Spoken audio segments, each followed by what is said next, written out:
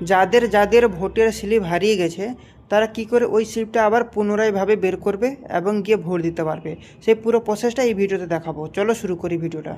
সর্বপ্রথম গুগল ক্রমে চলে আসবো। গুগল ক্রমে আসার পর সার্চ বসে আমরা ভোটার পোর্টাল বলে সার্চ করব। সার্চ করার সাথে সাথে সর্বপ্রথম উপরেই ওয়েবসাইটটা থাকবে, সেটাতে উপরে আমরা ক্লিক করব। ক্লিক করার সাথে সাথে এরকম একটা ইন্টারফেস তোমাদের সামনে চলে আসবে বা এরকম একটা পেজ তোমাদের সামনে আসবে। আসার পর এই পেজের একদম নিচের দিকে দেখো, এখানটা দেখো সার্চ বলে একটা অপশন রয়েছে, search your name in voter list. ঠিক আছে, তো এইটার উপরে আমরা যাব। এইটার উপরে যাওয়ার পর এইভাবে পেজটা লোড হবে। লোডিং হওয়ার পর এখানটা দেখো তোমাদের চেয়েছে এপিক নাম্বার, এখানটা আমরা এপিক নাম্বার দেব। ঠিক আছে, এবং এখানে স্টেট দিয়ে দিয়ে আমাদেরকে ক্যাপচা দিয়ে সার্চ করলে কিন্তু আমাদের পুরো স্লিপটা কিন্তু বেরিয়ে আসবে। তো আমি ফটাফট করে আমি আমার যে এপিক নাম্বারটা রয়েছে সেটা আমি দিয়ে দিচ্ছি। এখানটা দেখো ক্যাপচা রয়েছে, এই ক্যাপচাটা আমাকে ফিল করতে হবে ভালো করে, যাতে ক্যাপচা ভুল না হয়।